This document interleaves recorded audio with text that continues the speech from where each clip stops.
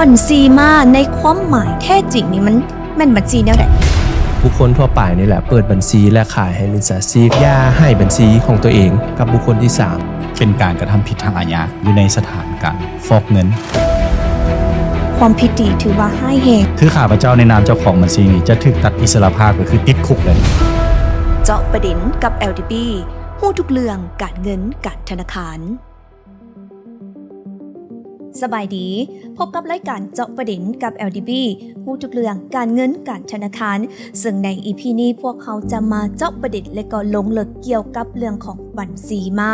เพราะว่าใน EP ทำอิฐพวกเขาก็ได้เว้าเกี่ยวกับเรื่องของกลโกงของมิจฉาชีพและหลายคนที่ได้ติดตามก็คงอยากจะมาไขข้อข้องใจว่าบัญชีมานี่แม่นหยังมื้อนี้ในรายการของพวกเขามีคำตอบเกี่ยวกับบัญชีมาและพวกเขาก็ได้แขกรับเชิญทั้งสองท่านที่ได้มีการเฮ็ดเวียกเฉพาะทางก็คือจากทั้งฝ่ายต้านการฟอกเงินและคุ้มครองความเสี่ยงและก็ฝ่ายนิติกรรมซึ่งจะขออนุญาตต้อนรับแขกรับเชิญทั้งสองท่านกันสักก่อนสบายดีสบายดีเจ้าก่อนอื่นอยากให้ทั้งสองท่านแนะนำตัวให้แก่ทุกท่านที่รับรู้เจ้าสบายดีข้าพเจ้าชื่อใจทองพรหมลินห้องหัวหน้าฝ่ายต้านการฟอกเงินและคุ้มครองความเสี่ยงหรือห้องสั้นๆว่าฝ่ายโดยสบายดีข้าพเจ้าชื่อบุญเลิศชาปดีเนาะหรือว่าเอิ้นเลิศก็ได้เนาะเป็นห้องหัวหน้าฝ่ายนิติกรรมจ้ะจังซั่นก็สิได้ขออนุญาตเพื่อให้การสนทนาหรือว่าแลกเปลี่ยนกันในมื้อนี้มีความเป็นกันเองจะได้ขออนุญาตเอิ้นไอ้ฝ่ายเนาะคือเก่าแล้วก็ทั้งไอ้เลิศเนาะเจ้าซึ่งใน EP นี้เนาะเฮาก็ได้สืบเนื่องมาจาก EP ทำอิฐเนาะได้โอลมกับทางไอ้ฝ่ายอีกครั้งนึงเนาะเกี่ยวกับเรื่องของบัญชีมาโดยก็ยังมีข้อข้องใจมาตั้งแต่ EP ทำอิฐว่าบัญชีมานี่แม่นหยังเนาะโดยก็ยังเข้าใจว่าบัญชีมานี่มันแม่นบัญชีตัวมาบ่หรือว่าเป็นบัญชีหน้ามามื้อนี้เนาะอยากจะให้ทางไอ้ฝ่ายเนาะได้แลกเปลี่ยนและก็สนทนากันว่าบัญชีมาในความหมายแท้จริงนี่มันแม่นบัญชีแนวใดโอเคสวัสดีเนาะอีกเทื่อนึงเนาะเจอกันอีกแล้วนกเอี้ยงเป็น EP ที่2เนาะEP ก่อนหน้านี้เฮาว่าวิธีการเซาโกงเนาะซึ่งสรุปแล้วเขาจะใช้บัญชีมานี่แหละเป็นบัญชีที่รับเงินแต่บัดนี้ณปัจจุบันนี้ในสังคมเนาะส่วนใหญ่นี่ก็อาจจะเป็นพ่อแม่พี่น้องประชาชนหรือว่าลูกค้าก็มีความตระหนักหรือว่าได้มีความรับรู้เกี่ยวกับบัญชีมานี่เป็นส่วนใหญ่เนาะแต่บางท่านก็ยังบ่ได้รับรู้คือกันเนาะซึ่งบัญชีมานี่มีที่ไปที่มาขึ้นได้หลายเดียวอยากขอเล่าที่ไปที่มาก่อนน้อยหนึ่งเนาะจังสีสรุปให้ลูกค้าหรือว่าพ่อแม่พี่น้องประชาชนให้ฟังบัญชีมานี่อยากให้เข้าใจเนาะนี่เพราะว่าอยู่ประเทศอ้อมข้างของพวกเฮากับอยู่สากลแม่นเฮาใช้คำศัพท์เดียวกันเลยเพิ่นจะใช้คำศัพท์ว่าเป็นบัญชีเป็นมิวอะเคาท์หรือว่าบัญชีตัวลาบัญชีตัวลอแม่นมาฮ้อนเฮามันก็จะเป็นบัญชีตัวมาเหตุผลที่อยู่สากลเพิ่นใช้ตัวลาหรือว่าตัวลอนี่มันมีที่ไปที่มาเนื่องจากว่าในสมัยแต่ก่อนเนาะตัวมาหรือว่าตัวลาหรือตัวลอนี้หน้าที่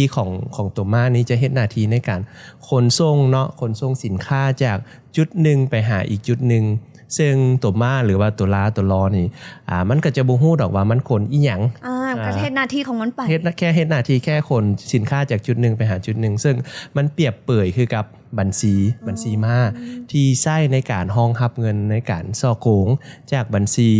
หนึ่งไปหาอีกบัญชีหนึ่งซึ่งเขาเจ้าใช้วิธีการเปรียบเทียบและระยะหลังๆนี้ทางยุโรปเพิ่นจะใช้เป็นโลโก้เป็นตัวมาและตัวลอซึ่งมันจะส่งผลกลับมาว่าเฮาก็ใช้คำศัพท์เดียวกับทางยุโรปซึ่งถามว่าอยู่ลาวเนี่ยมีคำศัพท์ของบัญชีนี้เป็นเฉพาะบ่ในทางกฎหมายของพวกเขาก็มีเนาะคือกฎหมาย AML เพิ่นใช้คำศัพท์ว่าเป็นบัญชีนิรนามเป็นบัญชีที่บ่สามารถระบุเจ้าของหรือว่าผู้ที่ใช้งานตัวตนได้อย่างแท้จริงเนาะเขาก็เนาะบัญชีนิรนามโดยอันนั้นคือประวัติเนาะที่ไปที่มาของคำศัพท์ว่าเป็นอย่างคือเป็นบัญชีม้าเนาะบ่แม่นบัญชีตัวม้าเด้ตัวม้าบ่สามารถมาเปิดบัญชีแล้วเฮาได้เนาะอ๋อก็ซั่นนูแกก็เข้าใจแล้วเนาะว่าบัดนี้บัญชีม้าก็คือเอิ้นว่าเป็นหรือว่าบัญชีนิรนามคือไอ้ฝ่ายบอกไปเมื่อกี้นี่แหละเนาะว่าที่แท้ความจริงแล้วก็คือการเปรียบเทียบหรือว่าเปรียบเปยกับการตัวมาเนาะที่ว่าเฮ็ดหน้าที่ในการขนส่งสินค้าหรือว่าเคลื่อนไหวอีหยังต่างๆบัญชีนี่ก็เส้นเดียวกันก็เป็นตัวนำหรือว่าตัวเดินเนาะในการเคลื่อนไหวทางด้านการเงินแม่นบ่แม่นล่ะจ้ะซึ่งข้าพเจ้าอยากขอสรุปเนาะสรุปให้พ่อแม่พี่น้องแล้วก็ประชาชนเข้าใจว่าบัญชีม้าคือเป็นบัญชีที่ผู้เปิดบัญชีนั้นจะบ่ได้ใช้บัญชีที่ตัวเองเปิดหมายความว่าเขาจะเปิดบัญชีและให้บุคคลที่3หรือว่ามิจฉาชีพเป็นผู้ใช้งานบัญชีของตนเอง นาะเปรียบง่ายๆคือเดี๋ยวอยากขอยกตัวอย่างเนาะให้ลูกค้าและประชาชนได้เห็นภาพ เอามื้อนี้มีอุปกรณ์ มีอุปกรณ์มา เจ้า ตัวอย่างนะอันนี้รูปทัดบุญเลิศนะนี่รูปไอ้บุญเลิศ เจ้า คือบัญชีมาคืออย่างยังให้ประชาชนเข้าใจตัวอย่างนะท่านบุญเลิศเพิ่นไปเปิดบัญชีที่เพิ่นเปิดมาจะออกสื่อเพิ่นเนาะท่านบุญเลิศตัวอย่างรูปของเพิ่นนี่เป็นบัญชีซะแล้วข้าพเจ้าเป็นมิจฉาชีพเวลาข้าพเจ้าอยากได้บัญชีนี่ครับข้าพเจ้าก็เฮ็ดหลากหลายวิธีเนาะในการขอบัญชีจากเพิ่นและเวลาเพิ่นขายบัญชีให้ข้าพเจ้าจะเอาบัญชีมาซึ่งบัญชีของเพิ่นเป็นรูปของเพิ่นนี่เนาะข้าพเจ้าได้บัญชีของเพิ่นแล้วข้าพเจ้าจะไปดำเนินการซ่อโค้งเนาะตัวอย่างซ่อโค้งนกเอี้ยงให้โอนบัญชีเข้ามาบัญชีนี้และเมื่อใดก็ตามที่ข้าพเจ้าซ่อโกงบัญชีบ่ได้ออกสื่อข้าพเจ้าได้ออกสื่อนี่ท่านบุญเลิศเนาะเวลาตำรวจจับได้รายทันมาเพิ่นก็ไปหาท่านบุญเลิศได้บ่แม่นมาหาข้าพเจ้าเนาะอันนี้ก็คือบัญชีมาที่เฮาได้เว้ากันหมายความว่าผู้ที่เป็นเจ้าของบัญชีบ่ได้ใช้บัญชีผู้ที่ใช้บัญชีจะเป็นบุคคลที่3ว่ามิจฉาชีพคือข้าพเจ้าได้ยกตัวอย่างรูปซึ่งโทษณปัจจุบันนี้ค่อนข้างหุนแฮงหลายเนาะเดี๋ยวไอ้เลิศเพิ่นสิสรุปในเวลาต่อไปเนาะอันนี้คือยกตัวอย่างให้ได้เห็นภาพโดยก็คือเอิ้นว่าบัญชีม้านี่มันเป็นอาวุธเนาะอย่างหนึ่งให้กับทั้งมิจฉาชีพแล้ววันนี้บัญชีม้าตัวเองก็อยากจะฮู้เนาะว่าบัญชีม้านี่โดยทั่วไปแล้วบุคคลทั่วไปใช้ได้บ่หรือว่าคือนกเอี้ยงจังซี่นี่ขอใช้ได้บ่บัญชีม้าโดยปกติที่เฮามีข้อมูลเนาะณปัจจุบันนี้บัญชีม้าบุคคลที่ใช้ส่วนใหญ่เนาะส่วนใหญ่หรือว่าเกือบทั้งหมดนั่นแหละจะเป็นมิจฉาชีพทั้งนั้นเนาะคือบรรดาทานเนาะ3คนพวกเฮาเวลาเฮาไปซื้อสินค้าเนาะซื้อบริการใช้แอปธนาคารพวกเฮาก็ยอมใช้บัญชีตัวเองเนาะแม่นบ่ไอ้เลยกับนกเอี้ยงในการเคลื่อนไหวธุรกรรมต่างๆใช้บัญชีตัวเองในการเคลื่อนไหวธุรกรรมอันนั้นคือการปกติของการใช้บัญชีและกรณีที่ปกติคืออย่างกรณีที่บ่ปกติคือเวลาที่เฮาอยากเฮ็ดสิ่งที่บ่ดีเนาะตัวอย่างถ้าข้าพเจ้าเป็นมิจฉาชีพข้าพเจ้าสิไปซ่อโกงนกเอี้ยงนี่ข้าพเจ้าสิบ่ใช้บัญชีตัวเองได้เนาะการที่ใช้บัญชีตัวเองนี่เวลาไล่สายบัญชีคืนแม่นที่ถูกจับได้หลายทันง่ายฉะนั้นเหตุผลส่วนใหญ่เกือบทั้งหมดคนที่ใช้บัญชีมาจะเป็นมิจฉาชีพเนาะเพราะว่ามันจะเป็นจุดเริ่มต้นที่เฮ็ดให้ข้าเจ้าสามารถเอาบัญชีมานั้นไปซ่อโกงบุคคลอื่นบ่ว่าจะเป็นแก๊ง call center เป็นการตัวต้มหรือว่าหลอกให้ลงทุนโดยรูปการต่างๆณปัจจุบันเฮาได้รวบรวมวิธีที่มิจฉาชีพเนาะได้มาบัญชีมาหันมีประมาณ2หรือ3วิธีเนาะ1คือได้มาจากการซื้อบัญชีคือบุคคลทั่วไปนี่แหละเปิดบัญชีและขายให้มิจฉาชีพคือดกเอี้ยงเห็นในระยะที่ผ่านมาที่มีการโพสต์ว่าผู้ใดที่ว่ามีบัญชีบ่ได้นำใช้จะขายหรือว่าเซาก็ได้โดยที่ว่าจะมีเงินให้เดือนละเท่านั้นเท่านี้อันนี้ก็ถือได้ว่าเป็นอีกหนึ่งกฎโกงของมิจฉาชีพแม่นบ่ที่เขาเจ้าอยากได้บัญชีโดยที่เขาเจ้าบ่ฮู้ว่าเฮาสิไปเอามาจากไสแม่นบ่เจ้าอันนั้นก็เป็นวิธีที่เขาเจ้าจะได้มาวิธีที่2คือเขาจะไปขอเซานอกจากซื้อขาดแล้วยังมีเซาอีกเซานี่สิจ่ายเป็นหลายเดือนเนาะอาจจะจ่ายเป็นเดือนเท่านั้นเท่านี้และวิธีที่3คือเขาจะล่อลวงเอามาด้วยรูปการต่างๆซึ่งจะล่อลวงหมายความว่าไปตัวยั่วให้ลูกค้าและประชาชนมอบบัญชีให้กับเจ้าเองด้วยวิธีการใดหนึ่งนั่นก็เป็น3วิธีที่กับเจ้าได้มาซึ่งบัญชีมาเนาะฉะนั้นคือการที่ลูกค้าเนาะตั้งใจหรือบ่ตั้งใจเวลาเอาบัญชีตัวเองให้บุคคลอื่นนำใช้นะเป็นหมายความว่าเฮาเป็นการสนับสนุนหรือว่าเป็นการมอบเครื่องมือเนาะให้มิจฉาชีพนั้นสร้างความวุ่นวายในระบบธนาคารหรือว่าสถาบันการเงินของลาวอันนี้ซึ่งข้าพเจ้าอยากขอสรุปและการแนะนำประชาชนเนาะเพราะว่าการเปิดบัญชีม้านี่มีโทษให้แฮงหลายและฉะนั้นจึงขอแนะนำอยู่3เรื่องหลักๆเนาะคือ1อย่าให้บัญชีของตัวเองกับบุคคลที่3หรือว่ามิจฉาชีพในการนำใช้เนาะและ2คืออย่าเอาบัญชีตัวเองให้คนอื่นเซาหรือว่าให้เซาและที่สุดท้ายคือข้อที่3คืออย่าเอาเอกสารยืนยันตัวตนบ่จะเป็นพาสปอร์ตสมุดครัวหรือบัตรประจำตัวให้บุคคลที่3หรือมิจฉาชีพที่เฮาบ่ฮู้จักเพราะว่ากลุ่มคนเหล่านั้นอาจจะสวมห้อยเป็นเฮาไปกระทำผิดหรือว่าสร้างกิจกรรมที่บ่ดีเนาะเพิ่นอาจจะสวมสิทธิ์ของเฮาเฮ็ดให้เฮาตกเป็นผู้ที่เอิ้นว่าได้รับโทษโดยที่บ่ฮู้ตัวเป็นบ่โดยประมาณนั้นเนาะ3ข้ออยากฝากไว้เจ้าวันนี้หลายๆท่านโดยเฉพาะแม่นลูกค้าก็คงจะได้ฮู้แล้วว่าบัญชีม้าความหมายที่แท้จริงนี่แม่นหยังเนาะและการแม่นไผที่ว่านำใช้บัญชีม้าก็แน่นอน แก๊ง call center หรือว่ามิจฉาชีพแน่นอนบุคคลทั่วไปที่เฮานำใช้บัญชีนี่ก็ต้องนำใช้ด้วยรูปการที่แบบว่าเป็นเจ้าของบัญชีที่แท้จริงอยู่แล้วบัดนี้สิ่งที่สำคัญที่ว่านกเอี้ยงก็คือลูกค้าที่ติดตามอยู่ในตอนนี้ก็คงอยากจะรู้แล้วว่าสำหรับผู้ที่เปิดบัญชีของตนเองเนาะให้กับคนอื่นนำใช้หรือว่าให้แก่มิจฉาชีพหรือว่าโจรได้นำใช้นี่นะมีความผิดแนวใดต่อกับกฎหมายเมื่อกี้นี้เห็นทางไอ้ฝ่ายเพิ่นบอกว่าโอ้ความผิดนี่ถือว่าร้ายแรงเลยได้นี่เจ้าฉันข้าพเจ้าก็สิขออนุญาตอธิบายเป็นเอิ้นว่าใช้คำศัพท์ง่ายๆที่เข้าใจง่ายๆก็คือสิยกยอดต่อจากฝ่ายเนาะก็คือในนามที่ว่าเจ้าของบัญชีก็ตามที่ฝ่ายได้ยกตัวอย่างขึ้นมาก็คือแม่นข้าพเจ้ากลุ่มมิจฉาชีพหรือว่ากลุ่มโจรก็สิแม่นมอบให้ฝ่ายข้าพเจ้าเป็นมิจฉาชีพที่ว่าข้าพเจ้าจะกลายมาเป็นผู้ที่ว่าเปิดบัญชีให้กับกลุ่มมิจฉาชีพในส่วนนี้เนาะสิ่งที่ว่ากฎหมายมันกำหนดไว้ก็คือแน่นอนแหละว่าเป็นการกระทำผิดทางอาญาอยู่ในการกระทำผิดทางอาญานี่อยู่ในสถานการฟอกเงินหรือสถานการฉ้อโกงทรัพย์มันขึ้นกับรูปแบบหรือว่ารูปการวิธีการในการกระทำผิดเนาะในส่วนนี้ข้าพเจ้าอยากอธิบายเพิ่มเติมว่าคือกรณีที่ว่าทางฝ่ายนี่หากได้ใช้เล่ห์เหลี่ยมตัวเหยาะให้นกเอี้ยงหันโอนเงินเข้าบัญชีของข้าพเจ้าในนามบัญชีมาถามว่าเวลานกเอี้ยงเกิดความเสียหายเกิดขึ้นแล้วไปแจ้งต่อเจ้าหน้าที่นะเจ้าหน้าที่จะนำหาฝ่ายหรือนำหาข้าพเจ้าแน่นอนต้องนำหาไอ้เลิศถูกต้องเนาะทั้งที่ข้าพเจ้านี่บ่แม่นผู้กระทำผิดแท้ฉะนั้นในเมื่อว่าเวลาที่ว่าเจ้าหน้าที่สืบสวนสอบสวนหันเพิ่นหาผู้กระทำผิดตัวจริงมาเพิ่นจะเริ่มจากเป้าหมายก็คือเจ้าของบัญชีก็คือข้าพเจ้าหันก่อนเพื่อนำตัวไปสืบสวนสอบสวนและในที่นี้ในกรณีที่ข้าพเจ้าบ่ฮู้กับฝ่ายบัดนี้การให้ข้อมูลของข้าพเจ้านี่แน่นอนแล้วข้าพเจ้าบ่สามารถพิสูจน์ตัวเองว่าเป็นผู้บริสุทธิ์ได้เลยเนาะและข้าพเจ้าจะตกอยู่ในสถานถ้าสมมุติว่าการกระทำผิดฝ่ายเราไปฟอกเงินข้าพเจ้าจะถูกในสถานการฟอกเงินซึ่งว่าการฟอกเงินนี่มีโทษทางอาญานี่สูงหลายเนาะอันที่1คือความเสียหายที่ว่าฝ่ายไปซ่อโกงหรือว่าไปเอิ้นว่ามูลค่าความเสียหายที่ฝ่ายนำไปฟอกเนาะ1ตื้อกีบลงมานี่คือข้าพเจ้าในนามเจ้าของบัญชีนี่จะถูกตัดอิสรภาพก็คือติดคุกเลยตั้งแต่3ปี5ปี3ปี5ปีและก็ต้องได้ใช้มูลค่าความเสียหายต่างๆเกิดขึ้นจากการกระทำผิดดังกล่าวนี่ 50% บัดนี้ในกรณีที่ว่ามูลค่าที่ว่าฝ่ายได้ไปกระทำผิดในสถานการฟอกเงินหากเกินกว่า1ตื้อบัดนี้ถ้าว่าเกินกว่า1ตื้อแน่นอนข้าพเจ้าเพิ่มโทษขึ้นมาอีกเนาะบัดนี้เป็น7ปี50ปีโอ้3-7-50บัดนี้แล้วจะถูกเอิ้นว่าในใช้แทนค่าเสียหายนี่จำนวน 70% ของมูลค่าค่าเสียหายเนาะและในกรณีนี้ที่ว่าฝ่ายนี่หากเอิ้นว่าดำเนินการฟอกเงินนี่เป็นกลุ่มก้อนดำเนินการฟอกเงินเป็นอาจีนในที่นี้ก็คือเป็นการกระทำผิดนี่3ครั้ง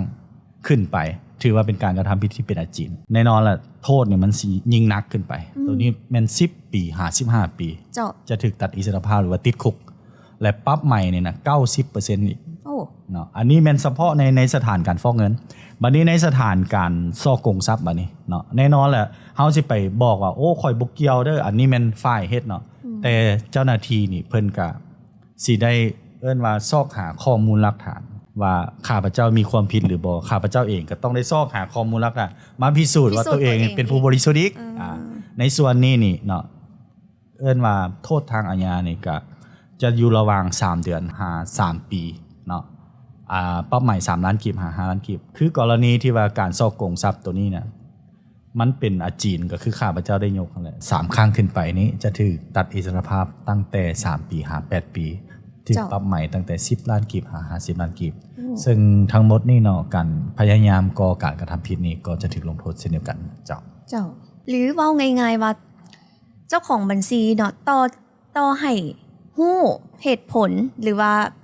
บ่ฮู้จักก็ตามเนาะจังได๋ก็ถือว่าเป็นการสมรู้ร่วมคิดบ่ถ้าสมมุติว่าเฮาขายบัญชีให้กับทางไอ้ฝ่ายแล้วเนาะแล้วก็ไอ้ฝ่ายนี่มาตัวเงินกับนกเอี้ยงจังซี่อยากบ่อยากจังซี่จังได๋ไอ้เลิศก็ต้องผิดอยู่ดีแม่นบ่ถูกต้องเนาะบัดนี้ข้าพเจ้าอยากยกอีกกรณีนึงเนาะให้นกเอี้ยงเข้าใจหมายคือว่ามันมีกรณีที่ว่าคือทางฝ่ายได้เว้าแล้วว่าบัญชีม้านี่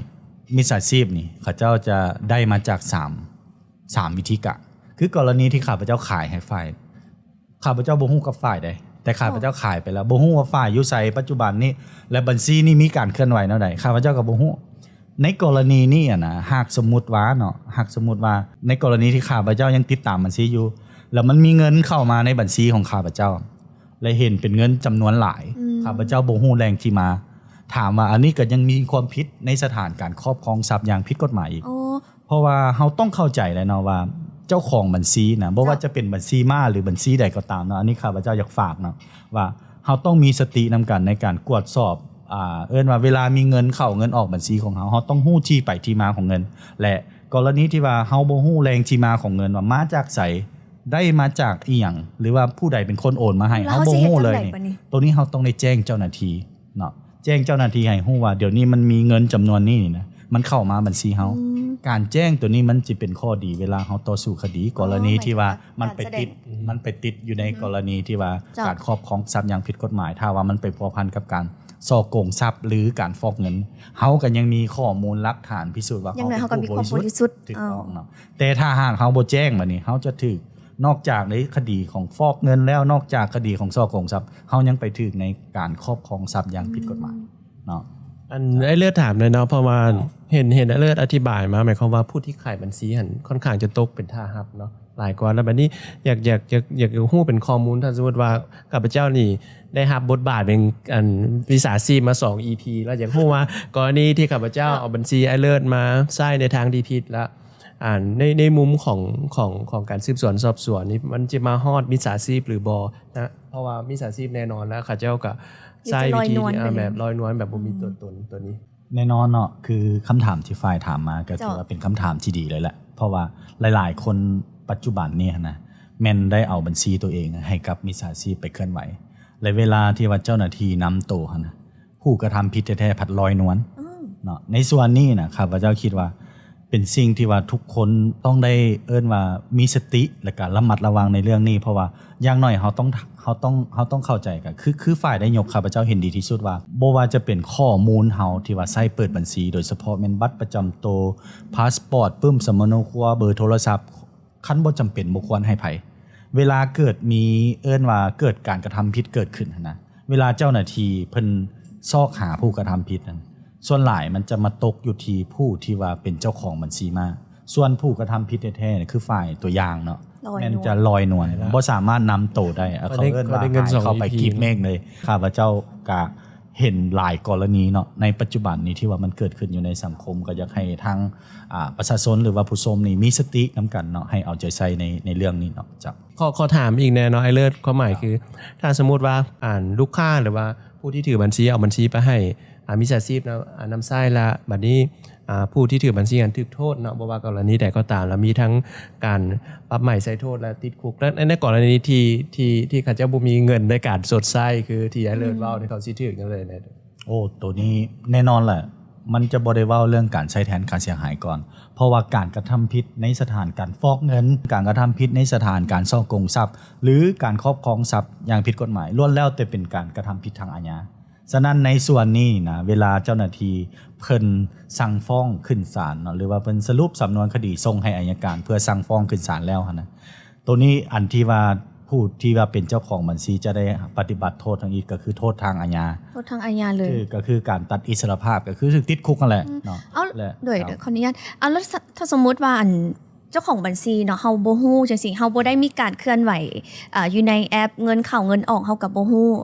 แอปเฮาก็บ่ฮู้เพราะว่าเฮาให้มิจฉาชีพไปแล้วเนาะให้ทั้งบัญชีให้ทั้งปึ้มบัญชีแล้วก็ให้รหัสแอปให้มิจฉาชีพเคลื่อนไหวทุกอย่างอันนี้เฮาบ่ได้ฮู้หยังเลยก็แค่เฮาให้บัญชีแกไอ้ฝ่ายเนาะแกมิจฉาชีพหรือว่าให้เซาจังซี่เฮาก็ยังได้รับความผิดอยู่แม่นบ่อันนี้มันก็ ขึ้นกับการเอิ้นว่าดำเนินคดีหรือว่าข้อมูลหลักฐานผูกมัดตัวของเจ้าของบัญชีเองถ้าเฮาบ่สามารถพิสูจน์ได้ว่าเฮาเป็นผู้บริสุทธิ์แน่นอนแหละเนาะเจ้าหน้าที่เพิ่นก็ยังยืนได้แหละว่าเฮาเป็นผู้กระทำผิดในสถานการกระทำผิดดังกล่าวซั่นนกเองขออนุญาตถามต่อกันกับคำถามของไอ้ฝ่ายกันเลยเนาะคือในกรณีที่ว่าเจ้าของบัญชีเนาะที่ได้มีการขายบัญชีจะด้วยความตั้งใจหรือบ่ตั้งใจก็ตามเนาะหรือว่าเอาบัญชีของตนเองให้กับมิจฉาชีพแล้วมิจฉาชีพที่ได้ไปนั่นก็คือปึ้มบัญชีรหัสเนาะในแอปหรือว่านำใช้แอปของเฮาโดยที่เจ้าของบัญชีบ่ได้ฮู้หยังเลยจังซี่ต่อกับกรณีนี้นะ เจ้าของบัญชีก็ยังต้องไปรับผิดแทนมิจฉาชีพอยู่อ่ะเจ้าเนาะในส่วนนี้แน่นอนแหละเนาะเจ้าของบัญชีนี่ก็ยังสิมีส่วนที่ว่าต้องได้รับผิดเนื่องจากว่ากรณีที่ว่าเจ้าหน้าที่สืบสวนสอบสวนหากบ่สามารถนำตัวเอาผู้กระทำผิดแท้เนี่ยก็คือข้าพเจ้ายังยกตัวอย่างตลอดก็คือฝ่ายมาสืบสวนสอบสวนและข้อมูลหลักฐานต่างๆมันล้วนแล้วแต่มาผูกพันกับเจ้าของบัญชีก็คือตัวของข้าพเจ้าเองว่าเป็นผู้กระทำผิดเวลาดำเนินคดีไปเจ้าของบัญชีเองก็จะมีความผิดอาจจะบ่แม่นผู้ปฏิบัติเนาะหรือผู้กระทำก็ตามแต่จะเป็นผู้สมรู้ร่วมคิด